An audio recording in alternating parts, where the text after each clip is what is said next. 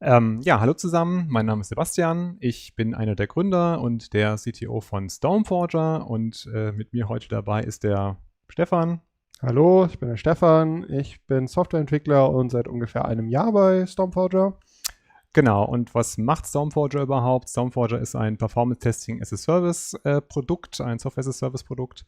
Uns gibt es seit 2014. Wir sitzen in Köln und unser Produkt, was wir halt bauen, ist eine komplett gemanagte Umgebung, um skalierbare Performance-Tests durchzuführen. Das Ganze die Testausführung machen wir von AWS aus und von inzwischen sogar 17 Regionen aus. Es gibt auf jeden Fall ein, zwei, wenn ich das richtig in Erinnerung habe. Aber genau, so viel dazu. Um euch einen kurzen Eindruck davon zu verschaffen, wie das halt bei uns aussieht. Wir haben, das sieht man ganz links im Hintergrund, eine JavaScript-DSL, mit der man Testcases beschreiben kann.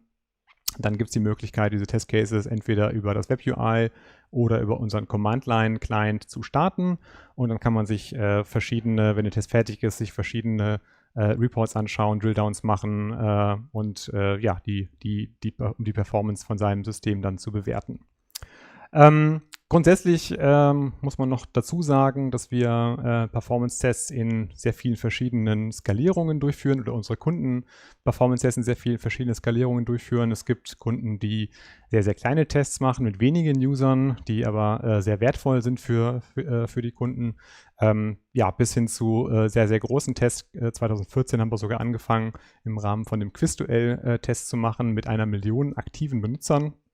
Und erst kürzlich mit unserer neuen Engine haben wir internen Tests gemacht, um auf, ich glaube, sogar etwas über 1 Million Requests pro Sekunde zu kommen. Quasi als interner Sanity-Check. Genau, und um das Ganze zu realisieren, brauchen wir Lastgeneratoren. Und über das Leben eines Lastgenerators möchten wir heute euch etwas erzählen. Bevor wir das machen, würden wir noch ein bisschen darauf eingehen, was so unsere allgemeinen Designprinzipien sind, die wir hier versuchen anzulegen. Zum einen vorweg, wir sind ein relativ kleines Produktteam, deswegen und auch, weil es, glaube ich, auch so sinnvoll ist, versuchen wir, Dinge möglichst einfach zu halten. Wir haben im Wesentlichen einen Deployment-Monolithen, der unsere Control Plane abbildet und dazu Lastgeneratoren, die horizontal skalieren und unabhängig von dem Rest quasi funktionieren.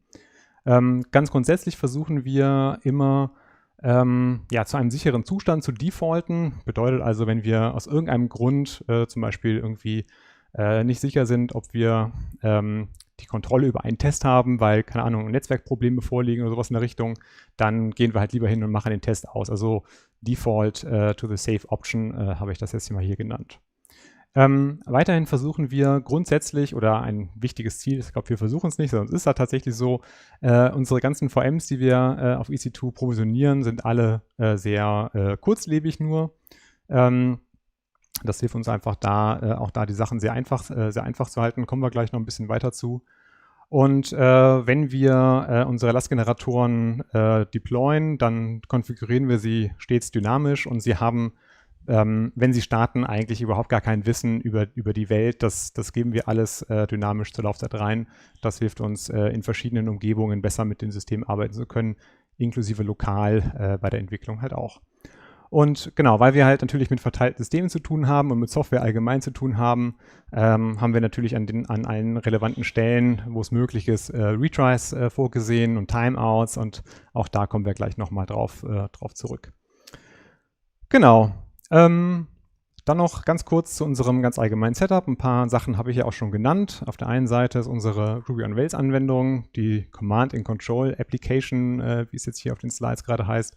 Da werden halt, keine Ahnung, da werden User verwaltet, da werden Testcases gemanagt und gepflegt, Testdaten verwaltet. Da gibt es aber auch eine ganze Reihe von Background-Workern, die verschiedene Operationen ausführen, zum Beispiel mit der AWS API reden oder Analysen vorbereiten, Aufräumarbeiten machen und so weiter und so fort.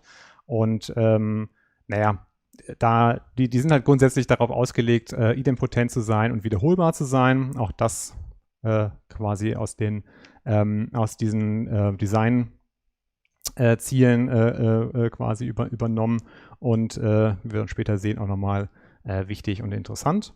Und auf der anderen Seite unsere Lastgeneratoren, eigene Entwicklung basiert auf Go zumindest jetzt für alle Kunden ich müsste mal nachgucken, schon ein paar Monate inzwischen. Genau, wenn wir einen Lastgenerator-Cluster aufsetzen, dann besteht der logisch immer aus einem Controller und mehreren Generatoren, um dann einen Test, den ihr startet, dann auszuführen und zu überwachen gleichzeitig. Und wie gesagt, wir benutzen dafür ausschließlich On-Demand-Instanzen, EC2-On-Demand-Instanzen, die wir dann über unsere Rails-Anwendung provisionieren. Genau, und der Stefan wird euch jetzt zumindest mal die ersten Schritte aus dem Server Lifecycle mal dazu etwas erzählen. Genau.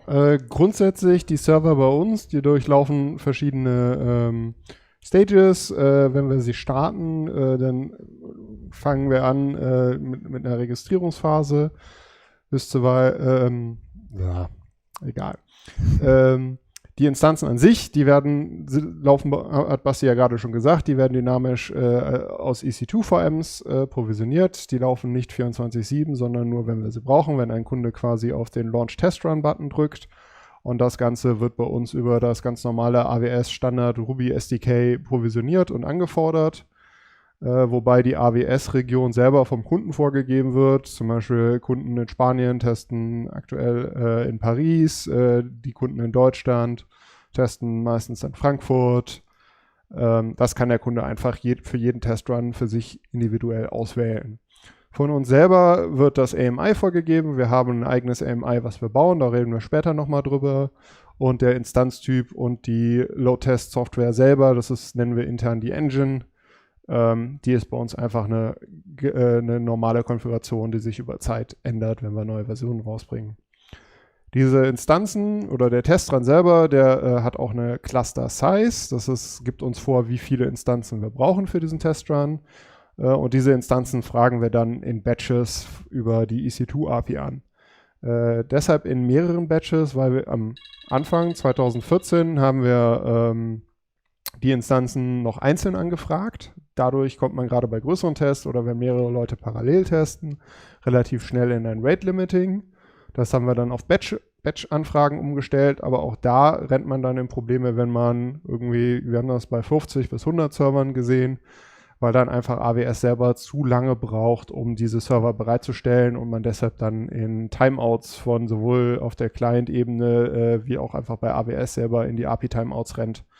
Und deshalb teilen wir das auf mehrere ungefähr gleich große Batches auf. Grundsätzlich dauert das Provisionieren dieser Server so 20 bis 30 Sekunden, je nachdem, wie viel los ist wahrscheinlich bei AWS. Also das ist quasi die Zeit zwischen der Kunde hat auf den Knopf gedrückt und der Server meldet sich bei uns als ready und kann Arbeit annehmen. Bei Booten des Servers müssen wir ein paar Dinge machen. Wir sind bei uns in einer Cloud-Init-Konfiguration hinterlegt. Wer Cloud-Init nicht kennt, das ist ein Open-Source-Tool, was in diversen Linux-Betriebssystemen inzwischen verfügbar ist, um die Server mit verschiedenen Konfigurationen zu provisionieren. Bei uns einerseits schreiben wir quasi Environment-spezifische, also die Production-Environment-Konfiguration in die Server rein. Die AMIs bei uns hat Basti ja auch am Anfang gesagt, grundsätzlich sehr unwissend und unspezifisch und wird an dieser Stelle dann erstmal für unsere Produktionsumgebung quasi gebrandet. Wir installieren darüber hinaus die Engine in der spezifischen Version, die wir haben wollen. Das kommt bei uns von außen noch über ein DPKG, was wir aus S3 runterladen. Das machen wir, damit wir einfach schnell über unsere Engine iterieren können, wenn wir neue Features austesten wollen und so weiter, ohne dass das an das AMI selber gebunden ist. Darüber hinaus installieren wir noch eine CA, unsere eigene CA. Diese CA wird benutzt für die verschlüsselte TLS-Kommunikation innerhalb des Clusters. Weil diese Server sehr schnell, nachdem sie bereit sind, auch Arbeit annehmen Und die Daten, die wir dabei protokollieren für den Testrun, die müssen von den Zeiten stimmen, sowohl für unsere Testläufe an sich, für die Protokollierung, wie auch natürlich für TLS. Deshalb müssen wir sicher gehen beim Starten, dass die Uhrzeit auf dem Server stimmt. Dafür benutzen wir aktuell ChronyD oder bis bei ChronyC als Client, um das zu synchronisieren. Und der letzte Punkt, den wir machen, ist das Runterladen der EC2 Instance Identity Dokumente. Das ist ein von AWS bereitgestelltes, signiertes Dokument, ein JSON-Dokument tatsächlich, aber mit einer kryptografischen Signatur, die wir benutzen können, damit der Server sich selber authentifiziert gegenüber unserer API. Und das ist tatsächlich der letzte Schritt des Startups, des Bootstrapping, wenn man so will, dass die Instanzen sich bei unserer API wieder zurückmelden und registrieren und sagen, ich bin im Übrigen der folgende Server, das sind meine Authentifizierungsdokumente, damit du mir glaubst. Und hier ist im Übrigen auch ein Certificate Signing Request, womit wir bitte ein Zertifikat generieren, was wir für die weitere Kommunikation benutzen. Das heißt, diese Instance Identity Dokumente zur initialen Authentifizierung wird nur einmal durch die Gegend gereicht und danach benutzen wir ein sehr kurzlebiges, selbstsigniertes Zertifikat, was von unserer API ausgestellt wird, was dann für die clusterinterne Kommunikation wie auch für die Kommunikation von der API mit unseren Servern benutzt wird. Genau, und wir delegieren im Prinzip so diesen Trust Anchor ganz initial nach AWS, weil wir ja wissen, wir kriegen diese Identity-Dokumente, die mit einem, was ist das, PKC7, in dem PKC7-Container quasi eingepackt sind und unterschrieben worden sind, und die AWS-Zertifikate sind öffentlich verfügbar, und damit können wir quasi beweisen, dass das tatsächlich auch ein authentisches Dokument ist, was wir da bekommen haben. Genau, und dann geht es eigentlich auch schon los, weil wir haben ja einen Server gestartet oder mehrere Server gestartet, um einen Test auszuführen, oder der Kunde hat das gemacht vielmehr. Und der erste Schritt dabei, den wir dann machen, ist, dass wir verfügbare Instanzen dann diesem Test zuordnen. Wir bilden dann logisch so ein Cluster daraus. Und wir bestimmen dann im Übrigen noch, wer dann der Controller oder der Leader quasi sein soll in diesem Cluster und welche Nodes dann die Generatoren darstellen sollen, also den Traffic erzeugen. Und dann deployen wir Testkonfiguration. Das ist das ist das Ergebnis aus der JSON-Definition, die unsere Kunden da definiert haben, JavaScript-Definition, Entschuldigung, die Kunden definiert haben. Das ergibt die Testkonfiguration, die wir deployen. Wir stellen sicher auf dem Testcluster, dass alle erforderlichen Testdaten verfügbar sind, sprich irgendwelche Dokumente für irgendwelche Uploads, für irgendwelche CSV-Daten, mit denen man dann die Tests durchführen möchte, und triggern dann auch den Test. Und im weiteren Verlauf stellen wir halt sicher, dass der Test läuft, dass die Server nicht zu sehr ausgelastet sind und so weiter und so fort. Also wir überwachen den ganzen Testablauf. Wir machen auch schon eine gewisse Vorverarbeitung von Metriken, während der Test läuft. Und genau, ansonsten warten wir dann, bis der Test fertig ist. Und wenn das soweit ist, dann gehen wir hin und laden uns Logfiles runter, die zu dem Test dazugehören. Schauen uns, laden Messdaten runter, die wir erfasst haben, zu den Requests und zum Netzwerkdurchsatz und den ganzen anderen Systemparametern und testrelevanten Parametern, die wir da so haben, machen darauf einen Post-Processing und bereiten die Daten für die Analyse vor und für unsere Reports vor, und dann releasen wir die Instanz wieder oder geben die Instanz wieder frei, die wir dafür benutzt haben, oder die Instanzen frei, die wir dafür benutzt haben. Genau, und damit sind wir eigentlich auch schon am Ende von dem Lifecycle angekommen, denn dann geht es halt darum, Instanzen wieder auszumachen. Wir gehen halt hin und nach einer gewissen Idle-Time terminieren wir die Instanzen ganz einfach. Auch hier im Hinterkopf behalten, wir wollten ja von vornherein, dass diese EC2-Maschinen nur sehr kurzlebig sind. Daraus ergeben sich also diverse Vorteile. Wir müssen nicht so sehr aufpassen, dass die Festplatten nicht voll laufen und dass wir Updates einspielen und so weiter. Also wir gehen lieber hin und terminieren die Instanzen dann an der Stelle. Und das machen wir aber auch nicht einfach nur blind, also kein Fire and Forget auf die Shutdown API, oder bin mir nicht ganz sicher, wie der Endpunkt gerade heißt, und dann sind wir fertig, sondern wir fragen so lange bei der EC2 API nach, bis wir die Bestätigung bekommen haben, dass die Instanzen auch tatsächlich aus sind. Das ist einfach nur eine Vorsichtsmaßnahme, weil man in der Vergangenheit mal den einen oder anderen Bug in der Stelle hatte und man entweder länger gebraucht hat, eine Instanz zu beenden oder die gar nicht erst angefragt worden ist, dass sie beendet worden ist. Und auf diese Art und Weise sind wir einfach sicher, dass wir das alles korrekt nachvollzogen haben, von Instanz startet bis Instanz ist tatsächlich auch aus.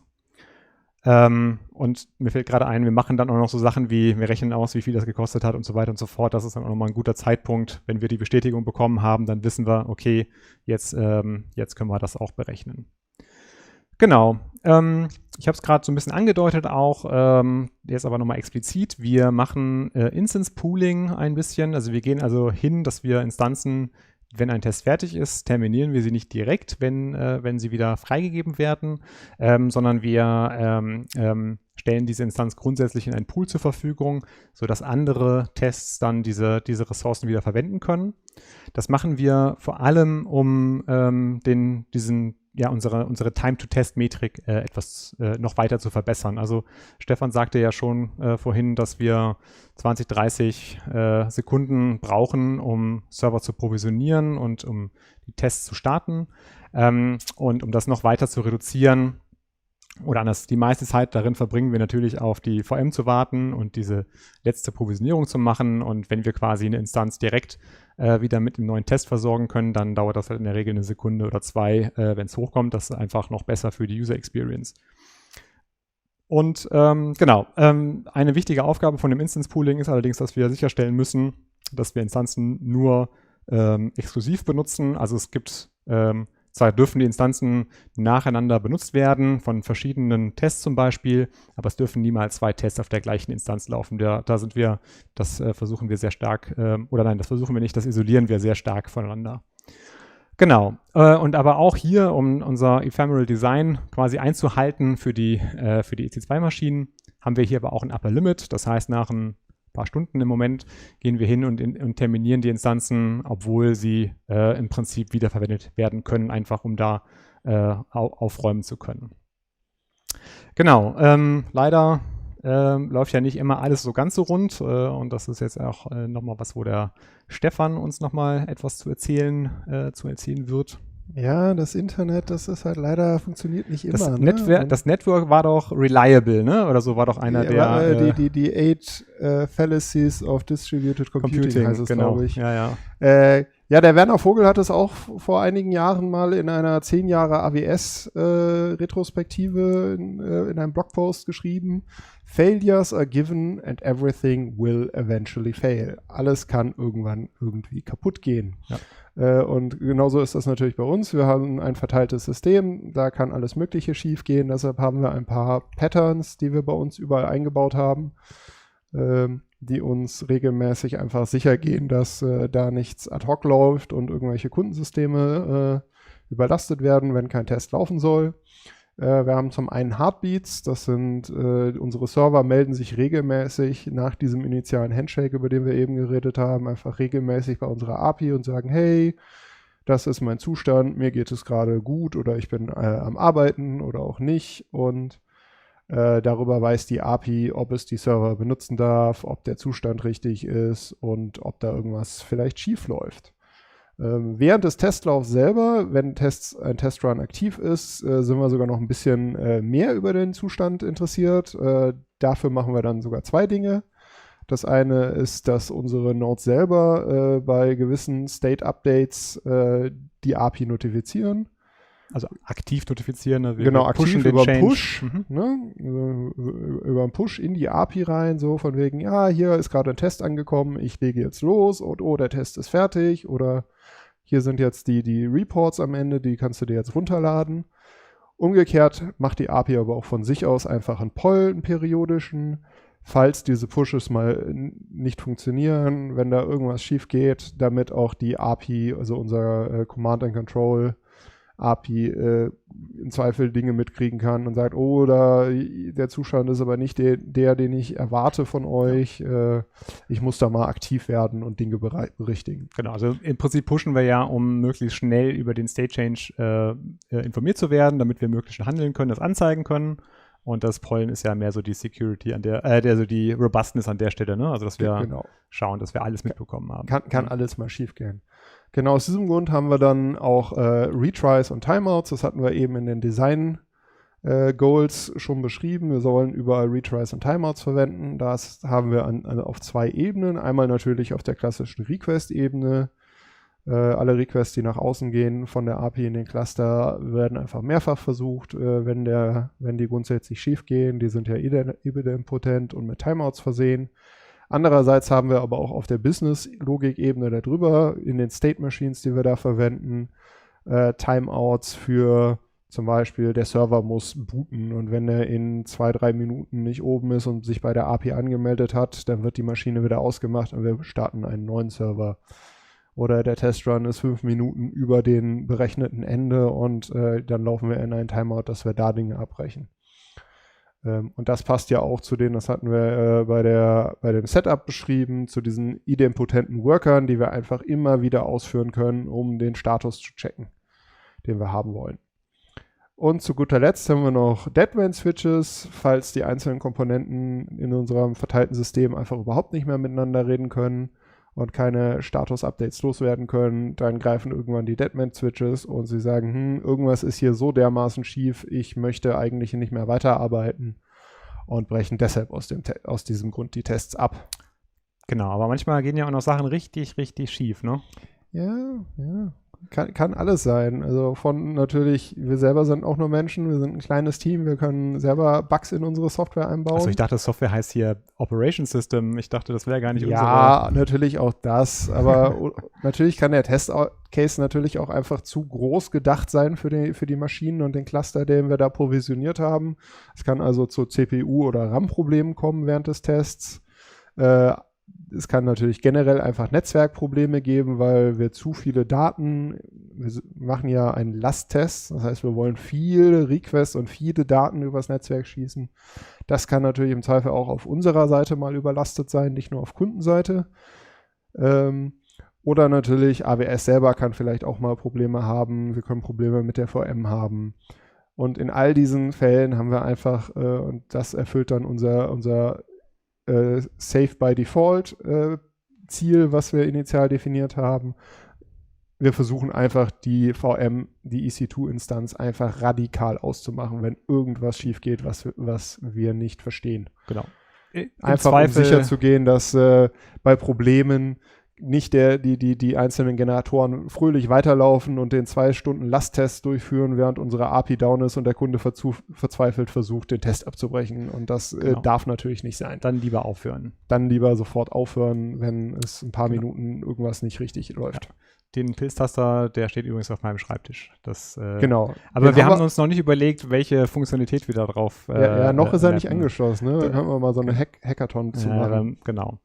Gut, genau, apropos Pilztaster, Tooling. Also, um diese ganzen Sachen zu realisieren, haben wir natürlich ein paar Tools im Einsatz.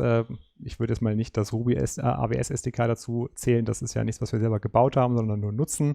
Wenn man ehrlich ist, ist es auch eine relativ unspektakuläre Nutzung. Also ich meine, das sind relativ einfache Requests, die da gemacht werden. Was ein bisschen spannender hier an der Stelle ist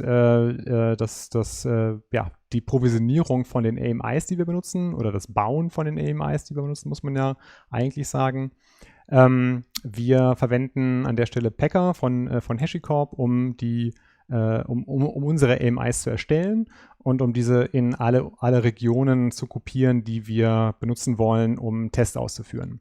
Dabei benutzt Packer wiederum Ansible, wo wir in den wie heißt es bei Ansible? Nicht Rezepte, das ist bei Chef. Playbooks, dankeschön. Playbooks, genau. Und das ist auch relativ einfach. In erster Linie entfernen wir eigentlich Software und Konfigurationen, die wir nicht brauchen. Also wir benutzen zwar sowieso schon diese Minimal-Version von der Ubuntu 20.04 LTS von den Armies, die Canonical da bereitstellt, aber trotzdem entfernen wir noch weitere Konfigurationen und Pakete. Wir disablen diese Unintended Upgrade-Prozesse komplett, damit wir durchgängig über die Lebenszeiten, also da keine Moving Parts haben, also dass wir das Verhalten etwas besser noch kontrollieren können von der Betriebssystemseite. Wir entfernen noch diesen SSM-Agent, den wir nicht brauchen, der bei Default installiert ist, und ja, räumen halt ganz allgemein Sachen auf, die wir nicht brauchen. Gehen dann aber hin, und das ist eigentlich dann der interessante Schritt für uns, wir machen ein paar Optimierungen an Kernel-Parametern und an dem Network-Stack, einfach um das genau auf den Use-Case dann zuzuschneiden, den wir dann auch brauchen. Ganz allgemein kann man jetzt noch dazu sagen, dass eigentlich inzwischen, also seitdem wir unseren Lastgenerator in Go neu geschrieben haben, wir sehr wenig Anforderungen an unser Betriebssystem haben, auf das wir dann aufsetzen. Das war früher etwas anders. Also vorher haben wir einen Erlang-basierten Lastgenerator verwendet. Das heißt, wir mussten auf jeden Fall Erlang haben. Wir hatten ein in Ruby geschriebenes Management-Service laufen auf jeder VM, der dann diese Kommunikation mit der API geregelt hat. Sprich, wir mussten also auch Ruby und weitere Dependencies da drin haben. Und es gab noch mehr Moving Parts. Und zu dem vorherigen Zustand bei dieser Kombination hatten wir das auch mit Packer und Ansible. Da haben wir deutlich mehr Sachen installiert und konfiguriert.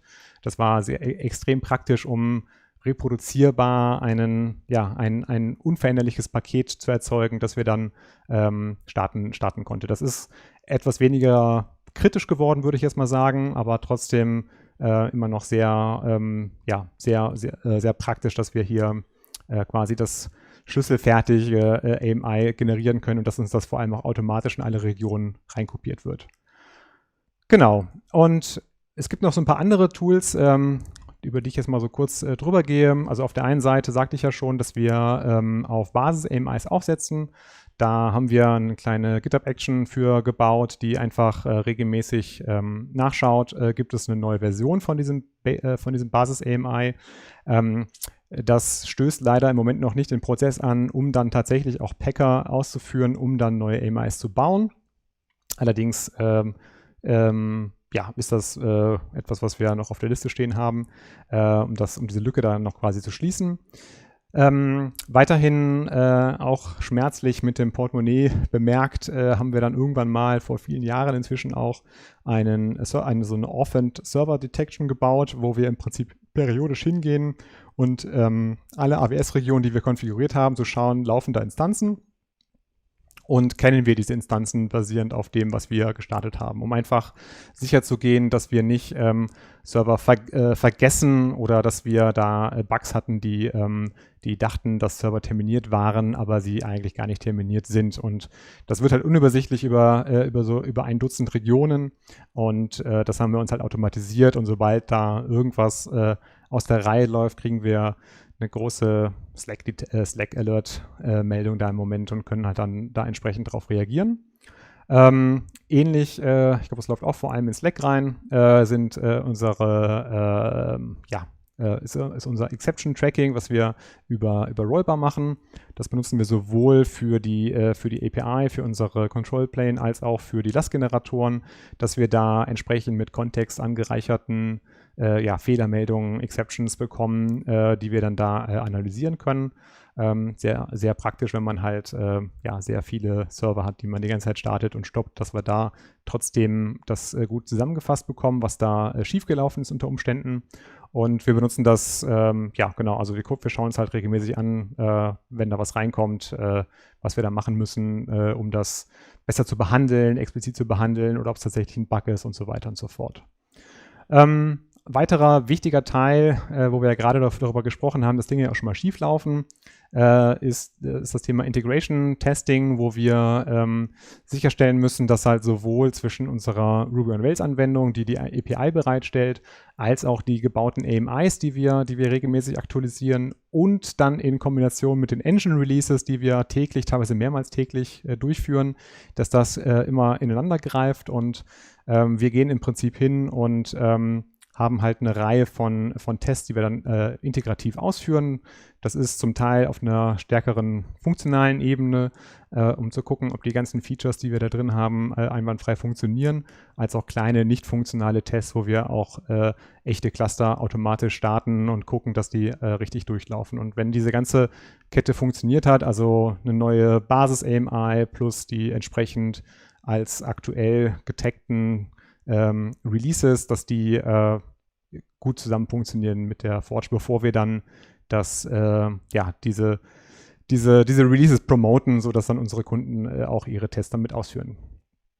Genau. Und ist es ja immer so, wie sagt der Lars immer, Arbeit zieht Arbeit nach sich. Ne? Also es gibt auf jeden Fall noch eine kleine Liste von so Future Work Topics, die man hier noch anbringen kann.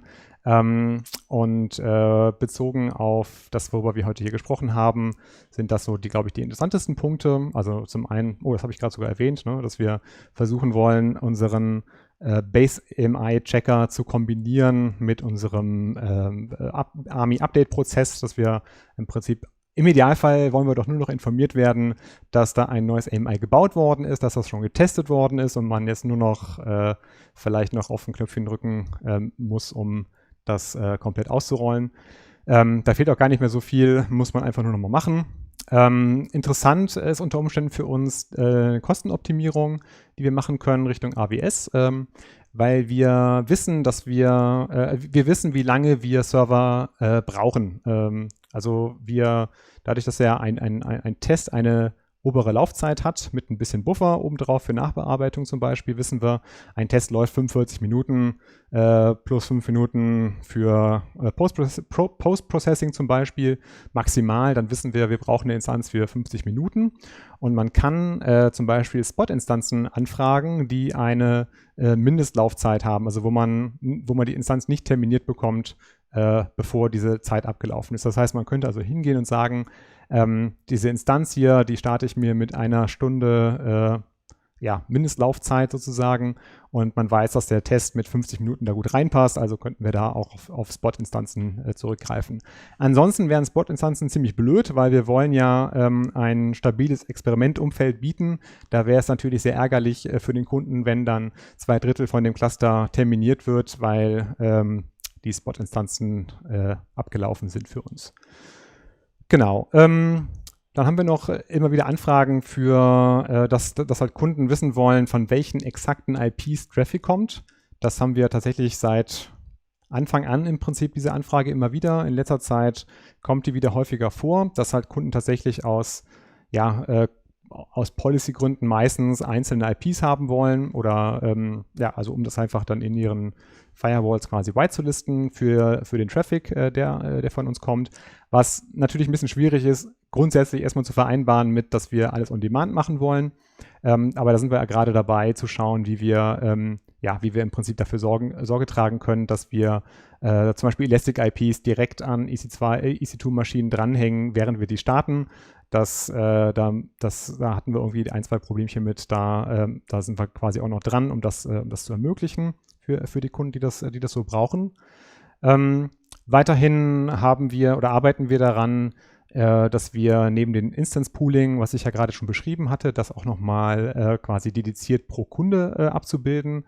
Das ist besonders wichtig in den Zusammenhang mit dem nächsten Punkt, der da noch dran steht, Self-Hosted Setups, also dass wir im Prinzip den Kunden die Möglichkeit geben, dass unsere Stormforger-Lastgeneratoren in deren VPCs gestartet werden, um zum Beispiel interne Anwendungen testen zu können oder um gar nicht erst IPs whitelisten zu müssen, weil der Traffic gar nicht aus dem Internet kommt, sondern aus dem eigenen Netzwerk. Genau, und natürlich das Gleiche mit irgendwelchen echten, quote-unquote, echten On-Premise-Setups. Das würde da natürlich auch mit ermöglicht werden.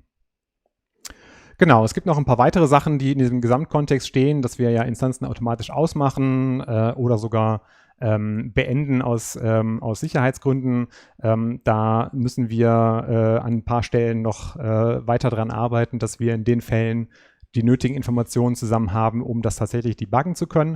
Das ist ja immer so ein Abwägen zwischen dem, wir wollen die Instanz ausmachen, damit wir die Kontrolle, damit wir sicher sind, dass der Test endet, versus wir wollen aber auch die Informationen haben, um herauszufinden, was denn da passiert ist. Und das ist immer so ein Punkt, wo wir immer schauen, was können wir da noch machen, ohne da groß etwas zu gefährden, aber trotzdem die nötigen Informationen rauszuziehen, um Probleme debuggen zu können. Ja, damit sind wir auch schon am Ende unserer Reise hier angekommen. Wir danken auf jeden Fall schon mal für die Aufmerksamkeit, sind sehr gespannt auf eventuelle Fragen, die ihr habt. Die Slides findet ihr unten auf dieser URL, die ihr da seht, beziehungsweise könnt ihr gerne den QR-Code da benutzen. Oben stehen nochmal unsere Twitter-Handles, falls ihr da auch noch Fragen habt. Was ich vielleicht noch erwähnen sollte, was ich noch gar nicht getan habe, wir haben auf jeden Fall so eine Free Trial, also ihr könnt einfach auf stormforger.com gehen, euch anmelden, könnt fast alle Funktionalitäten euch anschauen, ihr könnt kleine Tests ausführen und wenn ihr da irgendwelche Fragen habt oder mal was Größeres ausprobieren wollt, dann meldet euch einfach und dann schauen wir, was wir da machen können. Ja, vielen Dank und tschüss.